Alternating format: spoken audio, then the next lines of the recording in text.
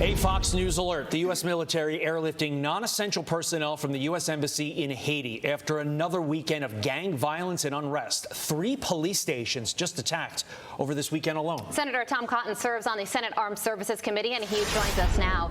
Senator, good morning to you. This situation in Haiti is truly unbelievable when it comes to what's going on there with gang members potentially toppling the government there. But also what's happening is thousands of people have escaped prisons there. So when people hear that and they think about our border situation here at home, they wonder, how could the situation in Haiti impact us here in the U.S.?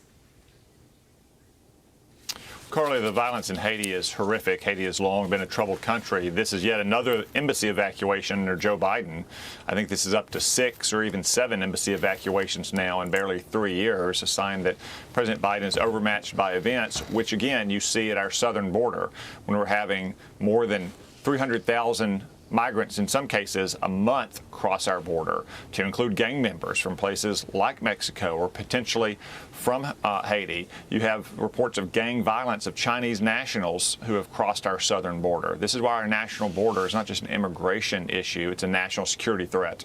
And it's a violent world all over right now. And so the Senate Intel Committee, of which you are a part, holding a hearing on worldwide threats today. CNN article speculating that, quote, China's worried about the return of Trump, but it also sees opportunities if he wins. That's how they're spinning it. But there's a reality. We face threats from abroad. What questions are you planning on asking today, Senator?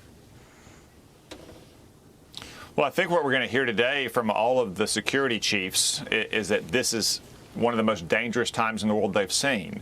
It's not a coincidence that it's happening 3 years into the Biden administration, because President Biden has projected weakness around the world. He's appeased our adversaries. There's a reason, for instance, that Russia invaded Ukraine on Joe Biden's watch, not on Donald Trump's watch, or that Iran felt so emboldened that it can unleash its terrorist proxies like Hamas to invade Israel and kill more Jews than at any time since the Holocaust. And now Joe Biden seems angrier at Benjamin Netanyahu for prosecuting the war against the Hamas than he is at Hamas for killing all those people and taking hostages.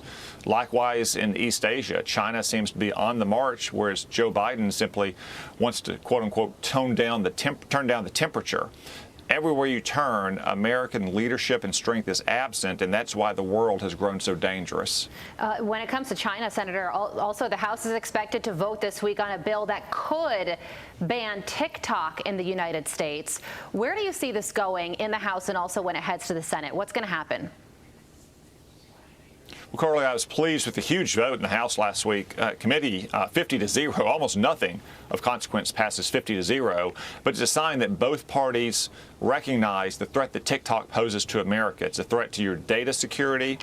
It's a threat to your kids because of the propaganda and obscene material and self-harm material on it. But it's also a threat to our country because the Chinese Communist Party controls its parent company and can use it for propaganda. You saw an example of that last week when TikTok put out a push notice to all of its users demanding that they call their members of Congress. Imagine if it wasn't about a piece of legislation related to social media in Congress, but rather about an imminent invasion of Taiwan or trying to crack down on China's cheating on trade. So I support this legislation. I suspect it'll get a big vote in the House, and then I would call on Senator Chuck Schumer in the Senate to call it up promptly for a vote in the Senate. It's not technically a ban of TikTok. It just says that the parent company, which is controlled by the Chinese Communist Party, has to sell it to a company that is not controlled by a country like China. Yeah, basically they're saying it needs to be a divestment. It is not a ban, so we do need to be clear on the language there. And the bedfellows on this one